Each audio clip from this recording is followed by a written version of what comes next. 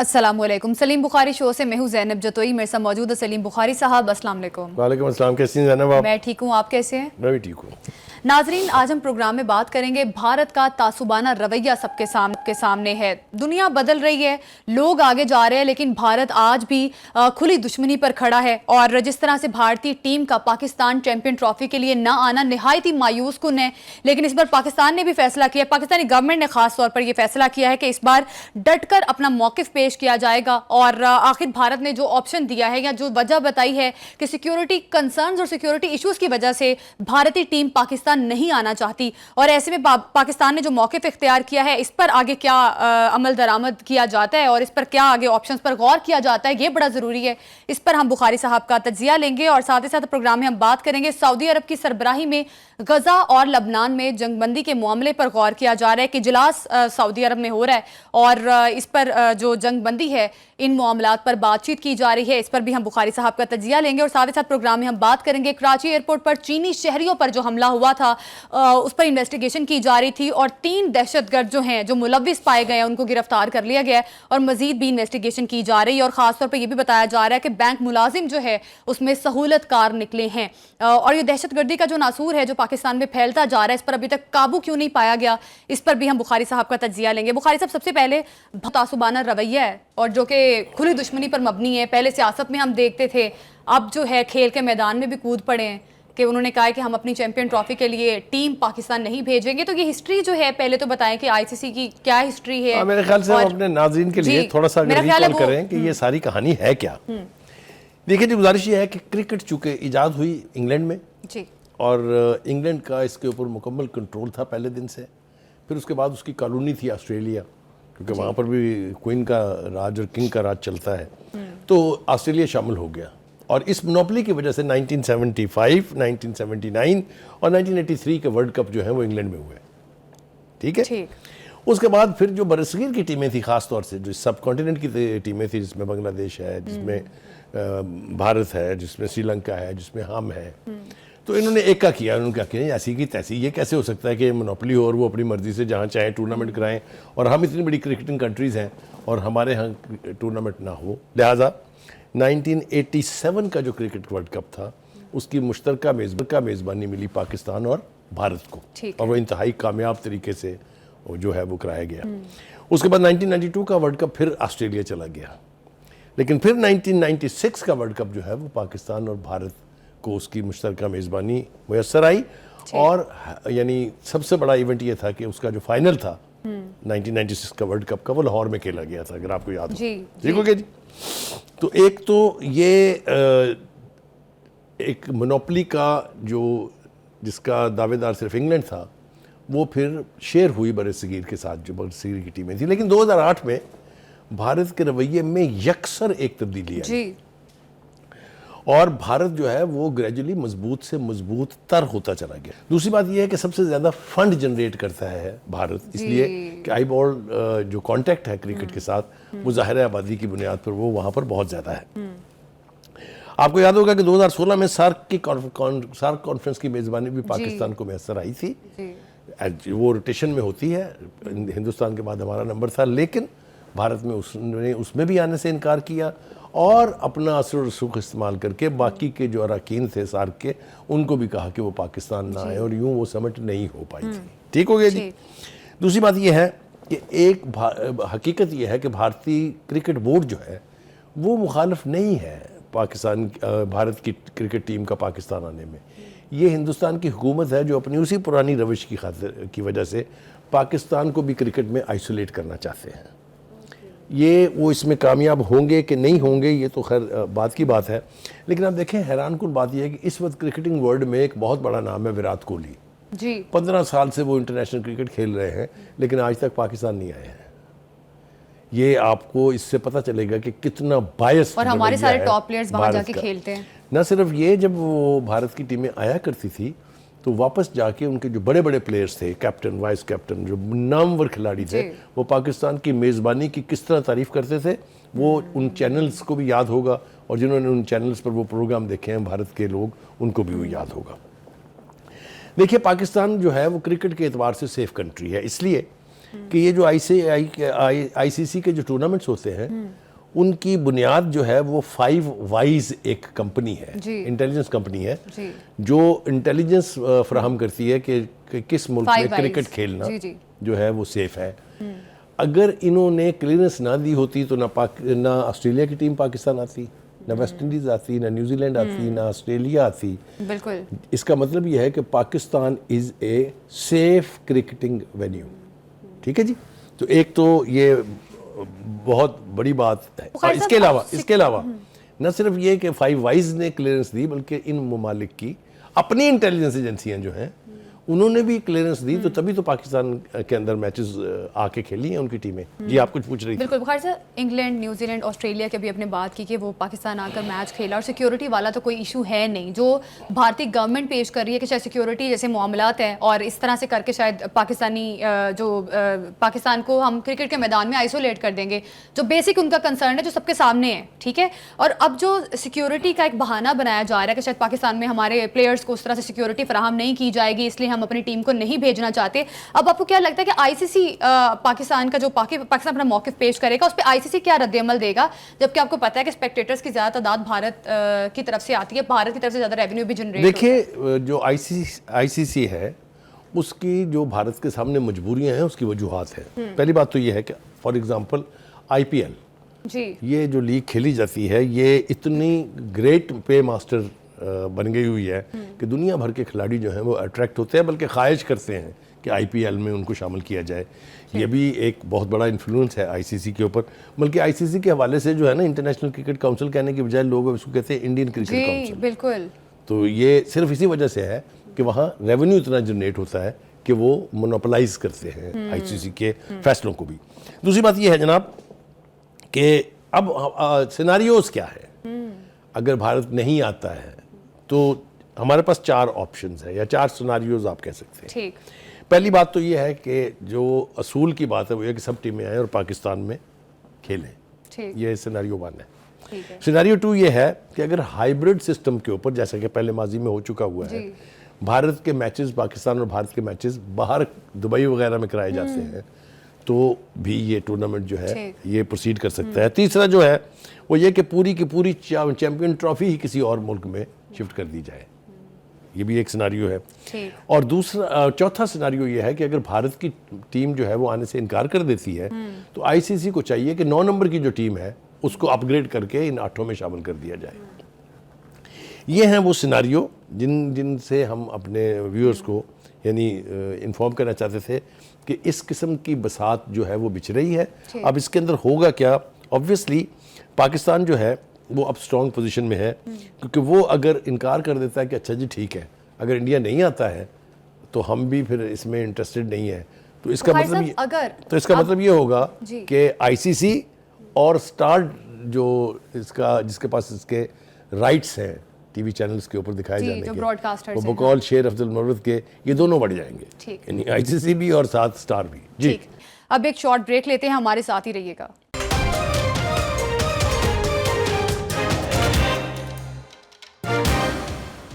Welcome back. खैर साहब, अब जिस तरह से ये भी कहा जा रहा है कि खेलों की सालिसी अदालत में जाया जाएगा, दूसरा ये भी ऑप्शन है कि पाकिस्तान अब भारत के साथ मैच ही नहीं खेलेगा, ठीक है, तो क्या लगता है आपको, क्या आईसीसी बाद में सैंक्शंस लगा सकता है पाकिस्तान पर? देखिए, अगर तो हम स्ट्रॉन्ग स्टैंड लेने जा रहे हैं तो फिर हमें हर किस्म के सिनारियों के लिए तैयार होना पड़ेगा। पहली बात तो ये है कि असूल की बात यह है कि हमें इंडिया के इन्फ्लुएंस में आके ना ही इस चैम्पियन ट्रॉफी को बर्बाद करना चाहिए, ना अपनी क्रिकेट को बर्बाद होने देना चाहिए। लेकिन पाकिस्तान हुकूमत को यकीनी तौर पर एक शदीद रद्द-ए-अमल का, एक स्ट्रॉन्ग रद्द-ए-अमल का मुज़ाहरा करना चाहिए। इसी तरह से पीसीबी जो है उसको भी, अब आप देखें 2-3 जो नई बातें हुई हैं वो ये है कि एक तो पाकिस्तान क्रिकेट बोर्ड ने आईसीसी से कहा है कि जनाब हमें आप इंडिया से लिखवा के दें कि वो किस वजह पर नहीं आना चाह रहे। बिल्कुल, क्योंकि अभी तक उन्होंने सिर्फ ज़बानी कहा हाँ है, जी, लिख के भी कुछ नहीं दिया है। लिख के हमें सिर्फ आईसीसी ने दिया है। एक तो ये कि बड़ा प्रेफरेंशियल ट्रीटमेंट है कि उनकी तरफ से ज़बानी बात की जाए और हमें तहरीरी तौर पर मुतला कर दिया जाए। तो एक तो हम इंसिस्ट करेंगे कि भाई साहब जो भी जवाज़ है आपके ना आने का पाकिस्तान में वो हमें लिख के दें, क्योंकि जैसा मैंने कहा यहाँ मुख्तलिफ जो क्रिकेट बोर्ड्स हैं चाहे वो न्यूजीलैंड है, चाहे ऑस्ट्रेलिया है, चाहे इंग्लैंड है, उनकी टीमें आके एडवांस यहाँ सिक्योरिटी चेक्स करके क्लियरेंस दे चुकी हैं कि पाकिस्तान में क्रिकेट इज सेफ। और जितने भी ये बड़े टूर्नामेंट्स हुए हैं, अभी रिसेंटली आपने देखा कि यहाँ पर जो इंग्लैंड की टीम आई हुई थी उसने मैचेस खेले हैं, जो हम इससे पहले जो है वो बांग्लादेश की टीम आई थी। ये बड़ी बड़ी मेजर क्रिकेटिंग टीम्स हैं। ऑस्ट्रेलिया, तो न्यूजीलैंड, किसी एक ने एक लफ्ज़ नहीं कहा पाकिस्तान में सिक्योरिटी के सिनारियो पर कि इसमें कोई नेगेटिविटी है। लिहाजा ये स्टांस तो भारत का जो है बिल्कुल बेमानी है कि पाकिस्तान में क्रिकेट खेलना सेफ नहीं है। दूसरी बात यह है कि हमें ये इदराक होना चाहिए कि जिस तरह उसने हमें इंटरनेशनल कमेटी ऑफ नेशंस में आइसोलेट करने की कोशिश की है, भारत इस वक्त पाकिस्तान की क्रिकेट के भी दर पे है। वो चाह रहा है कि पाकिस्तान में क्रिकेट जो है वो आइसोलेट हो जाए। देखिए, मैं रिकॉल करूंगा फिर वो कि आपको याद है, मैं अर्ज करूँ ना, कितनी थोड़ी पुरानी बात है लेकिन उसका हवाला बहुत ज़रूरी है। जो श्रीलंका की टीम यहाँ आई थी उसके ऊपर जो अटैक हुआ था, उस वक्त की हुकूमत ने भी और मीडिया ने भी ये इल्ज़ाम हिंदुस्तान की इंटेलिजेंस एजेंसी रॉ पर लगाया था कि ये अटैक उन्होंने करवाया है, और उसकी फिर हमने सज़ा भी भुगती। उसके बाद 10 साल तक पाकिस्तान से क्रिकेट रूठ गई थी। कोई मुल्क यहाँ आके क्रिकेट खेलने के लिए तैयार नहीं था। तब भी हिंदुस्तान ने पाकिस्तान की क्रिकेट को सबअटैच किया था, और आज फिर ये नज़र आ रहा है कि हिंदुस्तान की क्रिकेट का जो क्रिकेट बोर्ड है या हिंदुस्तान की जो हुकूमत है वो पाकिस्तान की क्रिकेट को आइसोलेट कराना चाहती है। हमें स्ट्रॉन्ग स्टांस लेना पड़ेगा, चाहे वो पीसीबी है, चाहे वो पाकिस्तान गवर्नमेंट है। बुखारी साहब, आपको क्या लगता है कि क्या भारत का सिर्फ एक यही अज़्म है टाइम है कि पाकिस्तान को किसी तरीके से क्रिकेट के मैदान में आइसोलेट कर दिया जाए, या इसके पीछे और भी कोई वजूहात हो सकती हैं? देखें, वजूहात तो बेपनाह हैं। मैंने जो अभी आपसे बताया कि श्रीलंका की टीम के ऊपर जो अटैक हुआ था 2009 में, उसके बाद जो है पाकिस्तान के क्रिकेट ग्राउंड वीरान हो गए थे, आपके सामने है। और आज ये हमारी टीम जो है, और ख़ासतौर से जो रबी साहब हमारे प्रोड्यूसर हैं, उन्होंने बड़ी लंबी चौड़ी रिसर्च की है इसके ऊपर। तो एक सिनेरियो जो मेरे सामने इस वक्त मौजूद है, आई विश कि हम सारा कन्वे कर सकते हैं अपने व्यूअर्स को। 2-3-4 इंपॉर्टेंट बातें जो है वो मैं ज़रूर अर्ज़ करना चाहता हूँ। वो ये है कि तमाम तर हिंदुस्तान की कोशिशों के 2009 में श्रीलंकन टीम के ऊपर अटैक के बावजूद भी पाकिस्तान ने 2012 में भी जाकर भारत में सीरीज़ खेली थी। इससे पहले 2011 में जाके वहाँ वर्ल्ड कप खेला था। पाकिस्तान ने बिग 3 के मामले में भारत के हक में वोट दिया, क्योंकि भारत ने पाकिस्तान से 6 सीरीज़ खेलने का वादा किया था, जिनमें से 4 का मुनाफा पाकिस्तान को जाना था और 2 का भारत को जाना था। एशिया कप 2022 की बारी आई, जो पाकिस्तान की मेज़बानी में खेला जाना था। इसमें भी भारत पाकिस्तान ना आया, और हाइब्रिड मॉडल पर एशिया कप हुआ, जिसके मैचेस श्रीलंका में खेले गए। ये तारीख है। 2023 में भारत में वर्ल्ड कप की बारी आई तो पाकिस्तान ने फिर अपनी टीम भेजी, और पाकिस्तानी टीम ने भारत में अपने सारे मैचेस खेले। अब 2024 में चैंपियन ट्रॉफी की बारी आई है तो हिंदुस्तान फिर अपनी उसी रवायती कमीनगी पर उतर आया है। बुखारी साहब, क्या आपको लगता है कि आईसीसी हाइब्रिड मॉडल पर गौर कर सकता है? हाइब्रिड देखिए, मॉडल, मैंने तो वो 4 सिनेरियो इसीलिए आपको बताया है।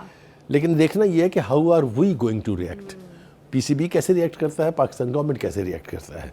जो बड़ा कंसर्न है वो ये है कि हिंदुस्तान चाह रहा है पाकिस्तान की क्रिकेट को फिर से आइसोलेट कराने की। This is a serious challenge.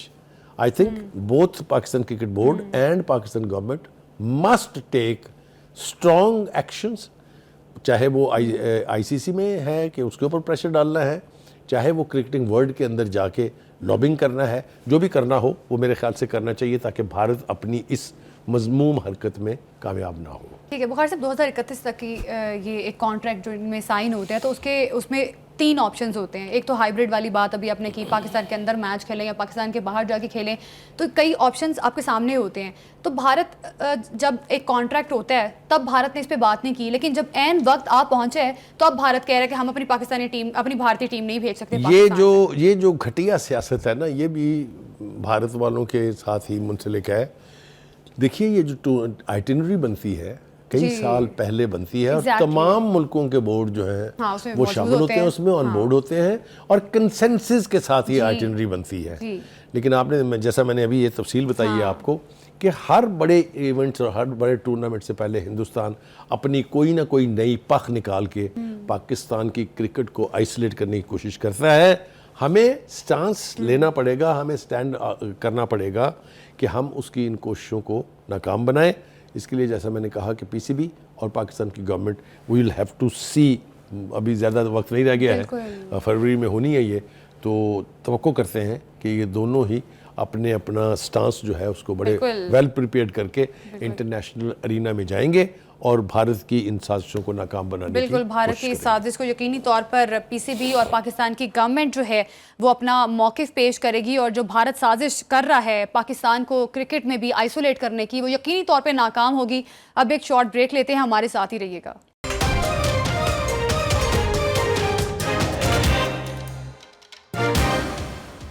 Welcome back. मुश्तरका अरब इस्लामी इजलास जो है आज रियाद में हो रहा है। गज़ा और लबनान में जंगबंदी से मुतालिक मामलात ज़ेर गौर हैं, और ऐसे में वज़ीर आज़म शहबाज शरीफ में इजलास में शिरकत के लिए वहाँ पर मौजूद हैं। और मोहम्मद बिन सलमान ने बुखारी साहब कहा है कि बैनुल-अक़वामी बरादरी ईरान की सालमियत और खुद मुख्तारी के एहतराम के लिए इसराइल को पाबंद करे। डायनामिक्स चेंज होते नज़र आ रहे हैं।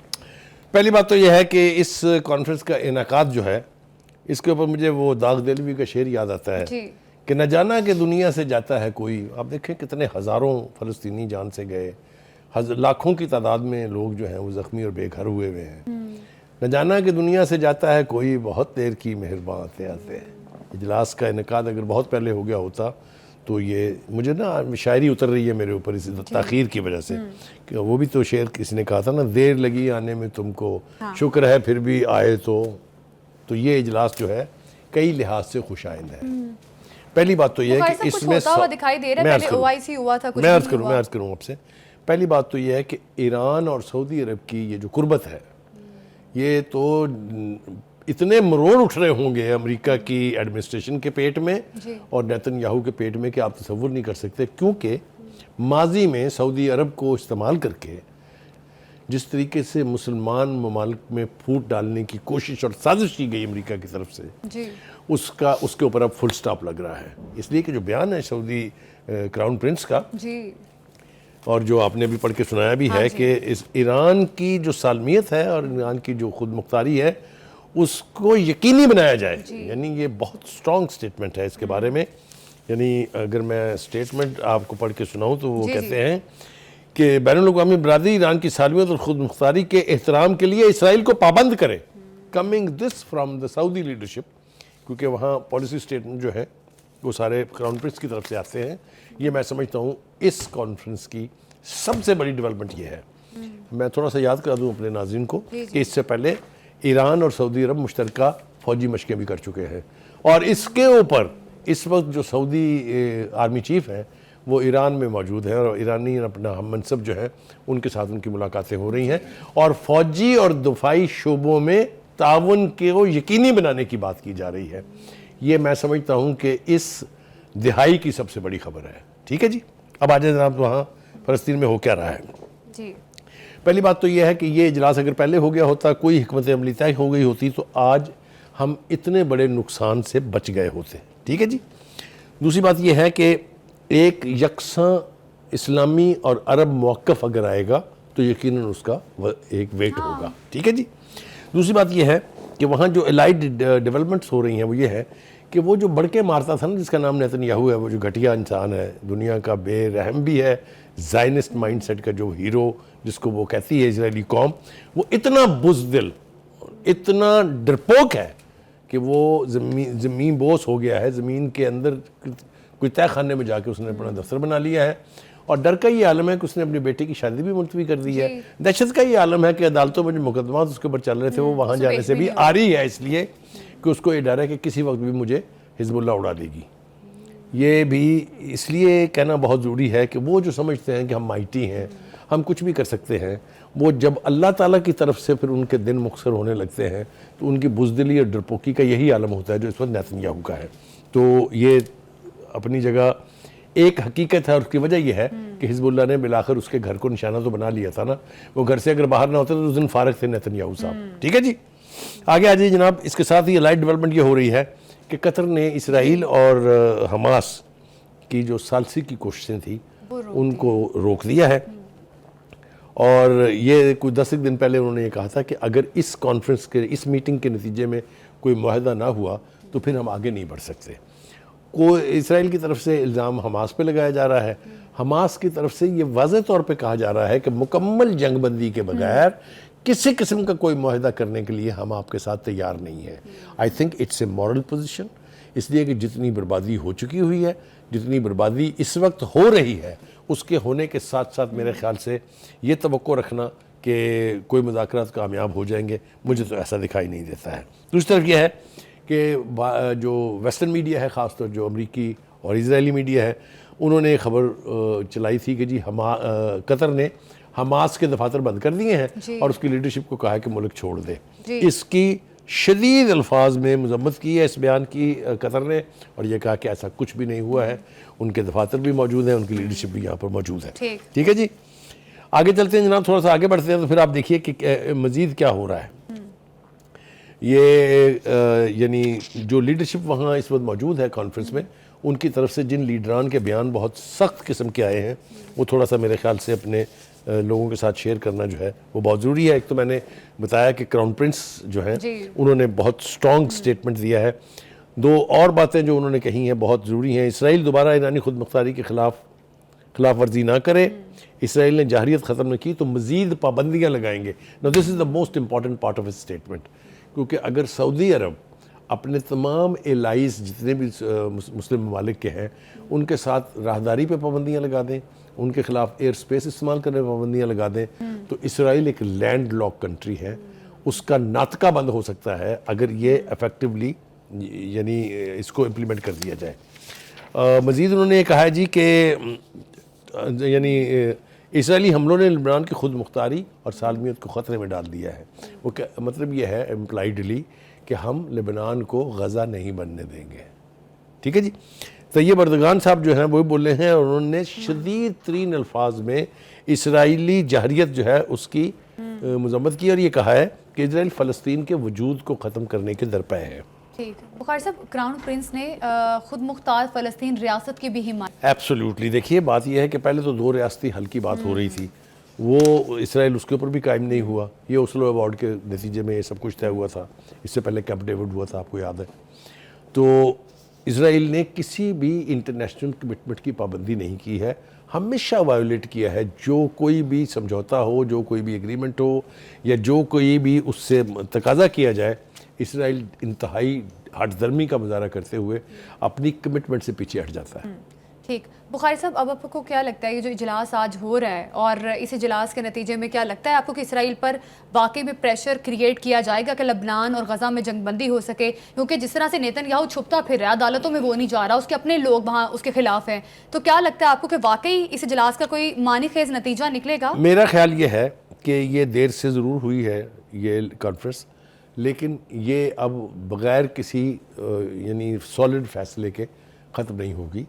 इसके इलामिये का हम इंतज़ार करते हैं। तो अभी एक स्पीच आई है एक उनकी और एक बुखारी साहब, किस तरह से मुमकिन है कि कोई वाकई इसका कोई नतीजा निकलेगा और वाकई जंगबंदी वाले ऑप्शंस पर गौर किया जाएगा? क्योंकि अमेरिका इसराइल को तो स्टिल सपोर्ट देखिए, अमेरिका की सपोर्ट जो है वो अमेरिका बहुत दूर बैठा हुआ है, कई हज़ार मील आना पड़ता है उसको। इस खित्ते के मुस्लिम ममालिक अगर तय कर ले बुखारी साहब कि हमने अमेरिका से ताउन नहीं करना है, तैयारे सारे हथियार उनको प्रोवाइड करता है, हर चीज़ तो करता है, देखिए जंगे जो है वो जंगे जो है वो हथियारों से नहीं जज्बों से जीती जाती है। अगर हथियारों से जीती जा सकती होती तो अब तक गज़ा, फ़लस्तीन, लेबनान ये सब ज़मीं बोस हो गए होते।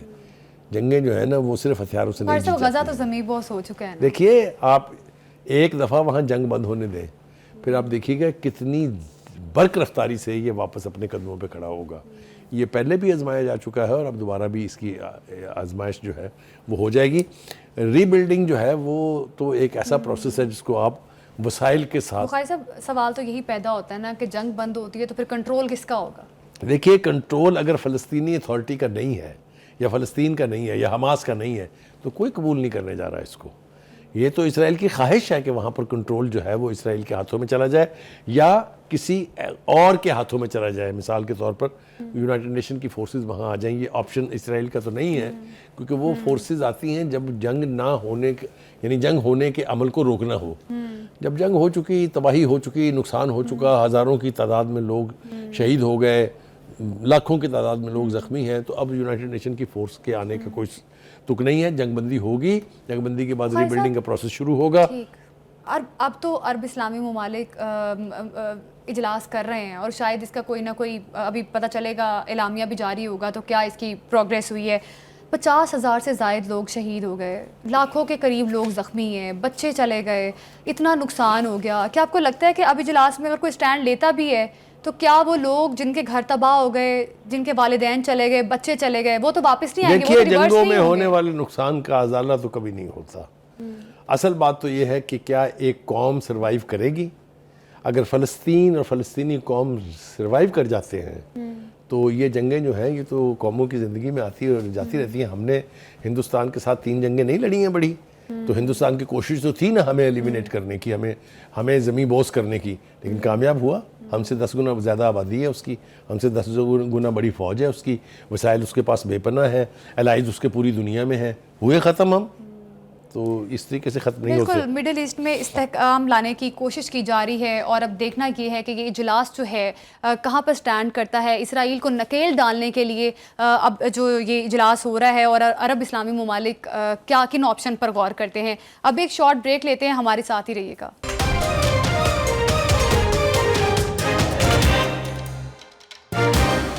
Welcome back. कराची एयरपोर्ट पर चीनी बाशिंदों पर होने वाले हमले में मुलव्विस 3 दहशतगर्दों को गिरफ्तार कर लिया गया है और मजीद जो है दहशतगर्द और कारिंदे जो हैं इनके साथ थे उनको भी गिरफ्तार करने के लिए कोशिशें की जा रही हैं। बुखारी साहब, क्यों अभी तक दहशतगर्दी को जड़ से नहीं निकाला जा सका, क्या वजूहात हैं इसकी? पहली बात तो ये है कि hats off to the investigation team जिसने जो हमला हुआ था कराची एयरपोर्ट के ऊपर। आपको पता है कि चाइना की तरफ से उसके ऊपर शदीद रद्द-ए-अमल का इजहार किया गया था। चाइनीज़ जो एम्बेसडर हैं यहाँ पर, उनकी तरफ से भी 2 बयानात जारी किए गए थे और मैं ये बिल्कुल नहीं कहूँगा कि वो बिला वजह थे, वो बिल्कुल जायज़ थे। इसलिए कि चाइनीज़ जो इंजीनियर्स हैं, चीनी जो वर्कर्स हैं, चीनी जो नेशनल्स हैं, उनको टारगेट किया जा रहा था। और कौन टारगेट कर रहा है किसको मालूम नहीं है ये, चाहे वो इल्ज़ाम आप जिसको मर्जी दे दें, लेकिन जो अलहदगी पसंद तंजीमें हैं बलूचिस्तान में, जो सी पैक के दुश्मन हैं, वो स्पॉन्सर कर रहे हैं। बाहर से इसकी फंडिंग होती है, बाहर से असला आता है, बाहर से जाके ट्रेन होते हैं। हिंदुस्तान के अंदर बलाज मरी साहब बैठे हुए हैं, कौन है जो वहाँ नहीं है, तो इसलिए ये तो हमें मालूम है कि कौन करवा रहा है। लेकिन जिस बर्क रफ्तारी से जो इस कराची की पुलिस है उसने इसको इन्वेस्टिगेट किया है, उसने इसकी गिरफ्तारियाँ की हैं, उसके ऊपर उनको 5 करोड़ रुपए के इनाम का ऐलान तो हो गया है, जो कि मैं समझता हूँ बिल्कुल ठीक है। लेकिन हैट्स ऑफ टू देम जिन्होंने इन्वेस्टिगेट करके एग्जैक्ट लोगों को पकड़ा है। जी, बिल्कुल। ये नहीं है कि किसी के ऊपर मलबा डाल दिया है, बल्कि पूरे नेटवर्क को एक्सपोज किया है और उनकी गिरफ्तारियां हो जाएंगी, बाकी के भी गिरफ्तार हो जाएंगे। तो एक तो मैं समझता हूँ कि ये बहुत पॉजिटिव डेवलपमेंट है कि पाकिस्तान की जो सिक्योरिटी एजेंसीज हैं, पाकिस्तान की जो पुलिस की इन्वेस्टिगेटिव टीम्स हैं, उनमें ये कैपेसिटी है कि वो ऐसे अनासर तक पहुँच सकते हैं, चाहे उनके स्लीपर सेल्स हों, चाहे वो कहीं छुपे हुए हों, उनके ऊपर गिरफ्त जो है वो हो सकती है अगर हम सीरियसली ऑपरेशन लॉन्च करें। एक बात।